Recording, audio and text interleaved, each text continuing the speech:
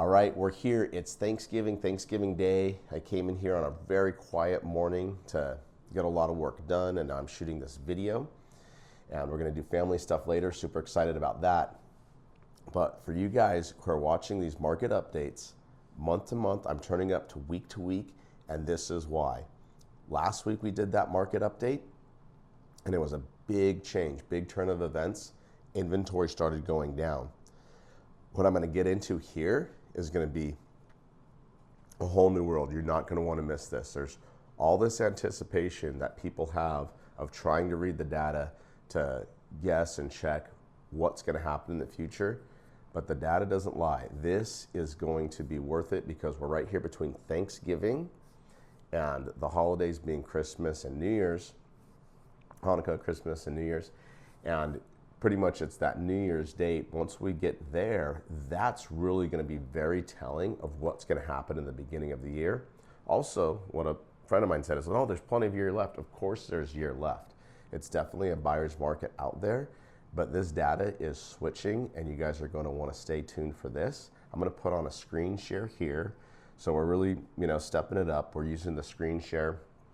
So that way you guys can look at this, because a lot of the times I've been just speaking about it, but now we're going to talk about the data. So what I have pulled up right now is the active MLS, and we are in the city of Ventura right now. Okay, so city of Ventura down here, and we're doing all units for sale, and we have all MLSs. So a lot of agents will shortcome this, and I did till I was told better, is that a lot of times they'll use only our MLS. But there's other agents outside that are putting things on the market not from our MLS, and local agents would be using it if they're not checking that out. We're also members of Santa Barbara and the Ojai MLS. And then you have, sites like Zillow, Redfin, Realtor.com. They might have something on there, one or two things on there, also off-market properties. And you've really got to be able to evaluate all of that data and have an ear to the ground to look at all those things. So as a buyer, you don't miss anything. That's one of the biggest things, is people don't want to miss it.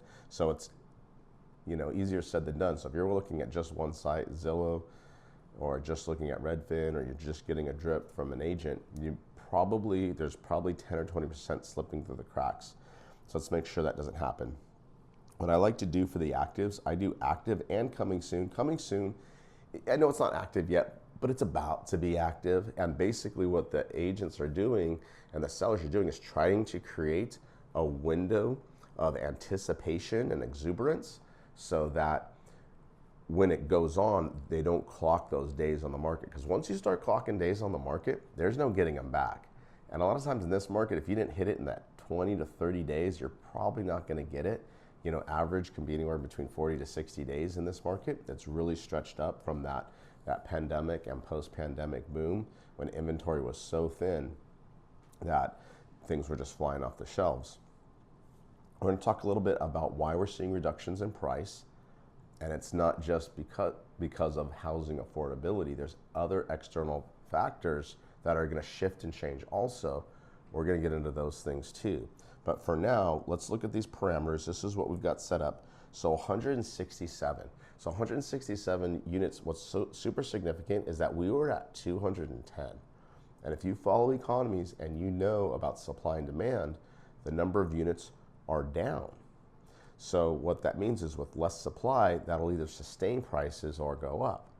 Now, I don't think we're seeing this swoosh, or a part of that swoosh that would be going up again, that we've necessarily bottomed out because it's thin inventory. It's a very good example of seasonality. Seasonality is sellers try to hit in the spring or pre-spring, and then be alive and be on in the summertime, get sold. People like to move in and be in their houses and be kind of making the home into the holidays.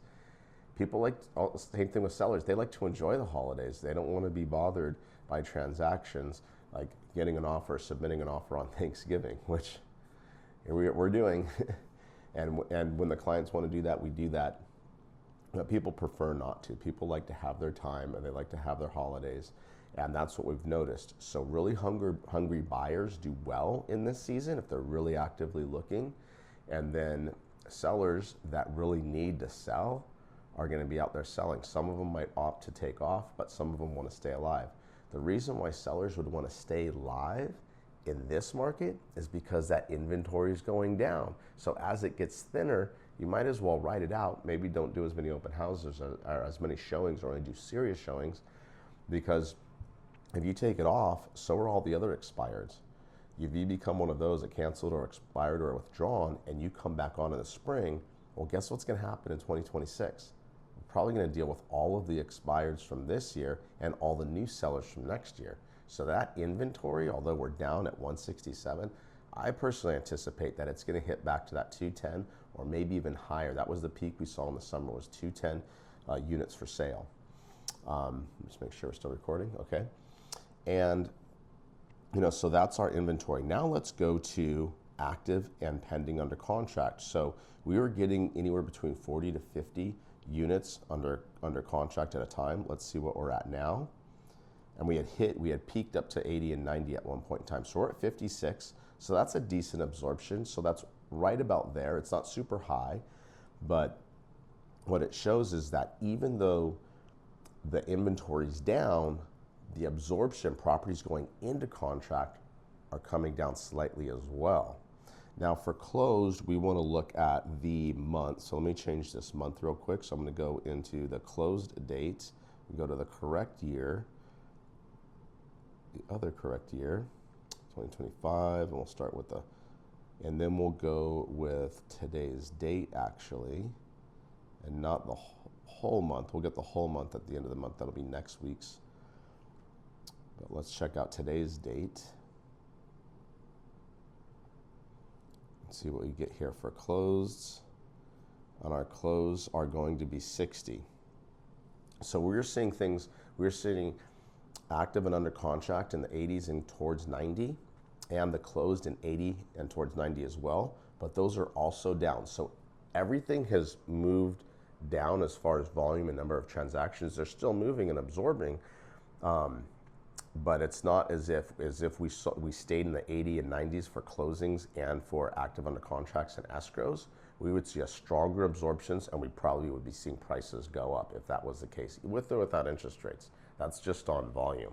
So that's what we're seeing here. Something really interesting. So let's get into the closeds. Let's look at the price points and maybe even the geographical areas of where those closings happened. Actually, let's go to maybe back there. So let's go back to edit search here. Let's come back this way. So let's see. So West End, we've got the one outlier here, close to Casitas Springs. And then we've got a lot over here, quite a bit of properties sold right here in kind of the upper West End. And let's see exactly what those types of properties were. So it looks like we've got condos, mostly condos, and maybe one single family. This one over here. Let's see, this guy was in the Seneca tract. So the Indian tract, that's actually pretty good price, $855, semi-fixer, but elevated. That neighborhood is a really desirable neighborhood because you've got these nice quiet cul-de-sacs, 1950s style homes. They could be in need of repair, but when they're remodeled and nice, people don't leave that neighborhood. Properties very rarely come up for sale. Those single family homes, whole front yard, whole backyard, excellent weather because you're further back in the valley, so you get a lot more sunshine. You don't have that fog coming in. And then, so they're very, very fair price there. These other two are condos, which are very nice. The Shoshone tract, which, and Prima was one at 570. What a great price in this market. What a great price to be in at 570. I remember looking at a couple around like 5 or 525, like during the pandemic as it was still going up. So they've kind of reached their price. They're holding strong on their pricing. So it basically, and this is in a down market from that. So it's actually come down to a reality, but still has some appreciation. We've got this property over here on Eskimo, same thing, 618. So peak in that area, if you had a 3-bedroom, I think the peak was like a 725 or 750. So the fact that there's some properties over there, the 5s and 6s, is a really good sign. That's price reduction. Rates are going to follow. The big thing, I'll get right into it right now. The big thing about affordability is that it isn't the prices, it isn't housing affordability, it's more lifestyle. So when we're looking at loans and lending, we're seeing apps, people come in with 20% down on average. That is very strong. That is very opposite of what we saw in the crashy market of 2008. The qualifications were completely different. 40% of baby boomers own their home outright. This is not a desperate seller's market. What it is sellers want to be able to repurchase at a lower interest rate, and they also want to be able to make their move. They don't want to have to pay more to move down. That's what those baby boom and silent generations want to move down in the market. So let's back up here a little bit more with the maps. So that's our West End area, and let's check out Montalvo area over here, and here is doing well. The Bird Track over here has had some sales. The East End looks like, look at this map over here. The East End looks like it's got the most activity. These homes are going to be selling anywhere between 7, 8s, and 9s. Let's just click on a couple here. Yeah, so 655, that on townhome, that area. And then 860, single family residence. This one's closer to the freeway. Another condo there. And then typically, let's get into this right here. Typically what we see is we'll see as you go up this way, as you elevate, like this one, the presidential track off of Kimball, you're gonna see prices elevate as well. So this is one of the most, I'd call luxury market, semi-luxury, definitely the peak of the middle entry level into uber luxury, which would be the $2 to $4 million range. You get, but maybe the highest value in our community is right here, because you're going to get these huge homes, really nicely done, somewhat modern and new. Probably the best value for your dollar if you're shopping anywhere between 1.3 and 1.5. That is a great, excellent neighborhood to shop in. A lot of times if people are shopping in that price range, they're going to want to be over this way above College. And you see a lot of these properties here, the ones that are selling. Let's see, that one's right on Loma Vista. It's a busy street. Okay, well that's an outlier. That's a commercial property. I don't know how that one ended up in this search. 1.2 De Loma, and that's probably a little bit in the fixie side. And then over here, sorry, De Loma. Over here off of Foothill, 1.5. So there we go. We see how that price carries. And then over here, we've got 1.2, 250. So we see we're hitting prices all around. We're looking at this map. Let me go down. So here we've got some real affordable area here. So if you guys are looking in the anywhere from like 400, 500, let's see.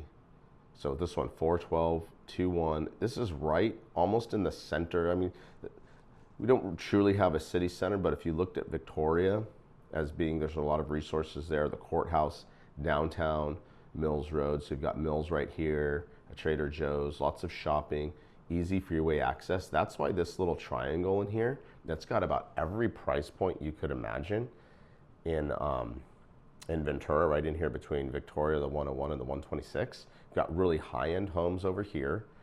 And then you've got condos, townhomes, even have a couple mobile parks. And then you've got these really, really entry level, probably the lowest priced homes in Ventura. Let's see this one off of Saratoga, I think hitting the threes. Let's see if that's one. Yep, $369. You could live here for $369,000. You could live in Ventura. This is really good for buyers, this type of pricing, what we're seeing. We were not getting below the 4s a year ago, and even that area was pushing in the 5s if it was a 3-2. So that's a good indicator of where we're seeing properties sell on the maps.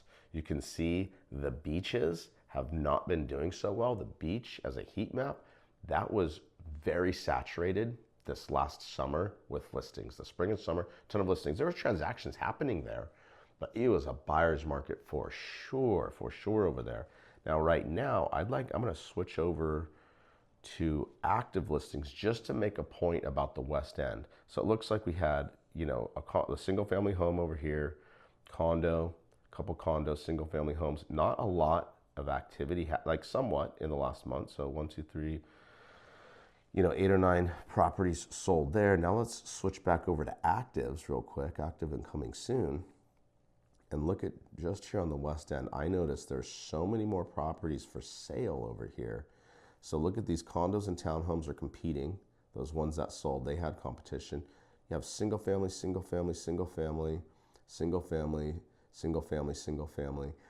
There's a bunch of single families over there when normally it was like 1, 2, or 3. And now it's like 7 or 8. There's another one on Warner that just came on. And these properties go in variation from fixers, from kind of clean and dated, and then fully renovated. So if they're fully renovated, they're like at $1 million to 1.1. If they're in the fixer category, they're somewhere around 8, 750 or 8. There's not a lot in the 7s. There is the one, and the one that's the lowest price is probably the best buy because it's on the best street and it has an income unit that's totally clean. It's on Lewis Street, but it's the renovation. People don't want to deal with the renovations. They don't want to be in something or having to sit through a renovation. You could do it in 6 months if you have everything planned out. Don't do change orders. If you're experienced, you're in construction, but if you're a consumer and you're trying to do it and you want to get it a certain way and love it, like that's going to be tough. It's possible you could live in the back unit, but if you're living in the back unit and you needed the back unit for income, how are you going to use the income while you're fixing up the unit if you can't live in the unit that you're trying to fix it up? It's complicated. So that's why we see these values. That's why this one hasn't sold yet. I think another reason why this one on Lewis hasn't sold yet is they put in the notes cash only. You could probably get a loan on it. You really could. And sometimes we anticipate problems because we don't think it could be lended because of this, that, and the other. But a lot of times the lenders, and as long as you've got a heat source, running water, there might be a couple of things that need to get done, but that can, if there needs to be, that can be negotiated in an escrow. I like to anticipate problems, but I don't like to react to a problem that it doesn't exist yet, because sometimes in real estate things are problems and it's great to anticipate them, but we don't know for sure all the time that it's necessarily. And I've seen properties in much worse shape be lent on. So that could have a little bit to do with it. Other than that, this area here, West End, is a pocket that's actually got higher inventory. So even though we have lower inventory, it's actually higher inventory there. Same with our beaches. Let's come down here. We've got a lot of properties for sale down here on the beach between, whether you want to have a beach house, whether you want to have a dock home, Pierpont beaches. One of the things in this area is I want to let you guys know our west-facing dock homes do better. And then as you get down here towards the lanes, the Pierpont lanes, it's more desirable down this way closer to Marina Park. That doesn't mean you're not going to find good homes up this way towards the north end, towards San Pedro. But what I found is that most of these properties towards San Pedro, they tend to be kind of funky. They tend to need a lot of work. They have like really weird layouts. And the ones closer to Marina Park are the ones that tend to be renovated or newer, things like that. Also, both of the streets like Pittsfield, the ones that are right along Pierpont Boulevard. That's my dog doing all that noise. Nazzy, I'm going to put you on the camera.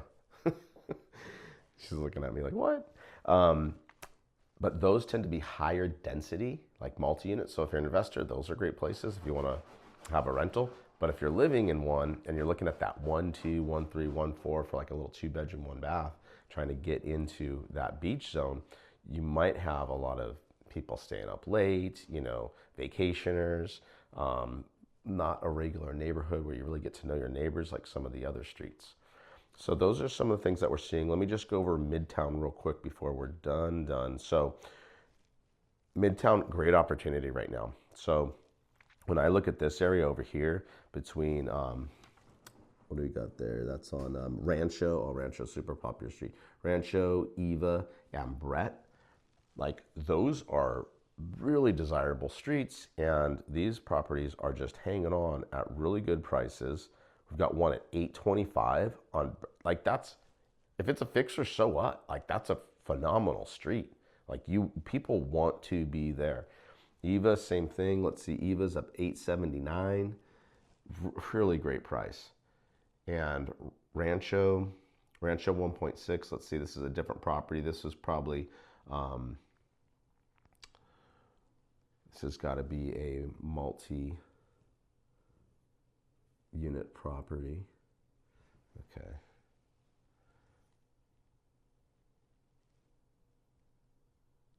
I'm all going quiet. I'm gonna have to edit that part out. So, okay, it's okay though. We'll get through this. Inside solar. What do we got here? What are you working with? Not giving me any info.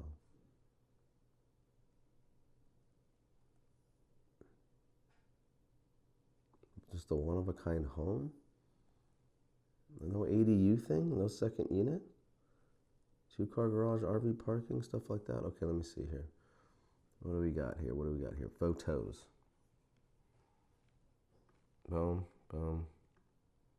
Okay, it's just a big, nice house. It doesn't have the ADU. Typically, to hit that number, so I think when this one came on, I was actually thinking, whoa, it's kind of how it's got this built-in sauna. That's okay. That's next level. That's luxury. So it is. It's a nice luxury home. I get where they're going with it. It's very turned out, but it's still like it's in Midtown. You know, 1.4 I think would be high for it. You know, but I could be wrong. See, that's the thing. As agents, we don't know. There's a lot has gone into this, a lot of reconstruction and construction. So there's a high quality of use and paid for materials. But at the same time, it's like the reason it's tough to get that number is because you're dealing with a shopper that could be hillside. Someone could be getting a view for that price and a pretty good condition home as well. And they could be in the presidential track. So you have location, you have a great home. So it's, you know, 6, 7. But that's a good one. So let's go back. Let's go back to edit search, and let's see. And oh no, not there, not there. Let me just click right out of that one. Okay, so we've got the map searches. We looked at the closeds. Let's look at real quick. Let's just look at some pricing. So I'm going to do this one, and let's look at what our pricing and sales have. Yeah, 5s, 4s, 6s, 1, 1, that's strength, 5s, 7s, 9, 7, so 1, 2, so a couple in the 1, 2, and 1, 3 ranges, a lot in the 5s, 8s. A lot of times I like to total all these up and give you guys that data, but we'll just run through this real quick. So we're not seeing a lot, really anything in the 2s. We are seeing quite a bit that 1, 3, 1, 5, 1, 6 range, which is really healthy. That's kind of our, what I call our upper middle for like your working class people that are really working, that these loans really matter. They're the ones buying in that 1, 6 range. When it's 2 million and up, it tends to be not so income dependent. I know in New York it's different than that. They talk about how people just go for it, whatever they can qualify for. But out here in Ventura, like that type of town we're a working class town. We've got celebrities that live here. We've got people who have incredible careers and are worth a lot of money that live here, and they like the quiet about it. That's what they like, and no one's gonna know or care who they are, because most of us are working. We're going up and we're building the homes. We're doing the construction in Santa Barbara. We're doing the renos in Malibu. We're the firemen that work in every district but live in Ventura. That's kind of who Ventura is, you know, we are working class, and the pricing reflects that. So we tend not to see a lot of people that are working for every dollar be shopping in the $2 to $4 million category. That tends to be a different type of buyer, but it's nice to see properties moving in that 1, 3, 1, 4 up to 1, 6 range, because that was very thin. We were only seeing it from 1, 2 to 1, 4 for a little while. So I feel like that's one of the best price points to be pricing, is if you're to be buying. If you're anywhere in like 1.4 to 1.8, you can get a couple extra $100,000 in value when you buy, because that area is there's a thin market of people buying. There's a lot more properties for sale in those ranges. These properties are priced between 8 and 9 and 9 and $1 million and going really fast. These are all getting absorbed. Here's that one outlier, 1.5, but the rest of these are in the $800,000 range. The 500s, there's a lot to choose from. It's competitive. If you're a seller, if you're selling like a first-time home or you're selling an investment property, you really have to be priced and strategized correctly there.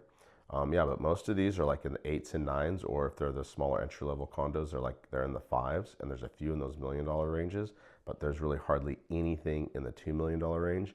Before we go, let's just shift over to, because these were closings, let's just shift over real quick to, let's go back to active and under contract, so we have a good idea of what got absorbed this time around and what will be closing soon. And it's probably going to reflect a lot of what we just saw there. Yep, 400, we got another one of the 9s. 6s, condos, townhomes. So condos and townhomes, if you're between 650 and 750, you're the strong buyer in that category.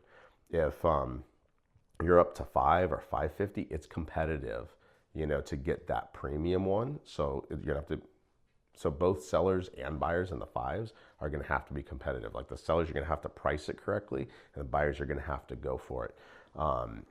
But if you can afford to go up to 650 or 750, that's when you're really going to get that higher quality property. And you're probably better off if like 750 is your range. I would just tell you with the other videos and those fixer properties, you don't want to be buying a $750,000 or $800,000 home that needs a 1 or 150 renovation. You want to get a condo or townhome that's clean, that's operable, that's easy to own. You pay a lot less paying that HOA than you are paying, $5,000 to $10,000 to $20,000 a year just in maintenance and fixes. So that's my advice for you there. Okay, here we go, scrolling on down. Yeah, in the 5s and the 9s. So we got a couple of these outliers. One in the 2.29 million, and that one was probably priced higher. And then we've got a couple 1.7. The 2.7, that's really great. That one's under contract. All right, so there's a lot of properties. We have the one outlier, 3 million, Menzel Group, awesome. 3 million in the Faria area, epic. So it's kind of like that's how it is. If you're in the shopping in that luxury, you really have time. And it takes time for the properties to come on, but it's definitely, you're on the driver's seat if you're 3 million or above. Like it is full on a buyer's market. But here we go again, properties in the 5s and the 8s. Those are going quickly, those are being absorbed. Even around the million and the 1 and the 1.2 range, those tend to be absorbed as well. So let's see, let me just scroll through here a little quicker. Another one at 3, that's a good sign. Another one at 3.4. Okay, so here we go. Stand corrected. We're starting to see some absorption, but it's also the fall, so we probably saw a good representation of that would be that these properties were sitting on for a while. These are the ones that have dropped their prices to actual sales prices. And keep in mind, we're looking at these as pending under contract. Those sticker prices might not be the escrow prices. And I anticipate, especially with days on market, that some of these, the 100 days on market, are definitely taking, 5 to 10% reductions on what they're going to go for. So all this data going forward, this is the important part, is that when these reductions start to show against either year over year data or this quarter from last quarter, I think what's way more important than year over year is important because there's a long ball there too. But quarter to quarter is really important because we only just started really turning the corner. There were red flags in 23 and 24, but in 25, that was our down market where we kind of plateaued and started to do these reductions in all price points. And it's probably going to flatten out. That's probably what we're going to see. We're going to see it just kind of come like this because the thing is that we have good employment here. We have work from home. We have thin new builds. We have thin inventory. So without having that supply or that what we're seeing in like other states where they're definitely in the red, where they're seeing prices plummet because they overbuilt, like we do not have that problem mostly in California. We really don't have that problem in Ventura County. We especially don't have that problem in Ventura City. Do you guys like to know more, or you wanted to have the 15-minute non-committal conversation to see if having a meeting is even a good idea, sure, shoot me a call, text, or an email. And thanks so much for watching. If you want to like and subscribe, that'd be good too. Thanks so much. Bye-bye.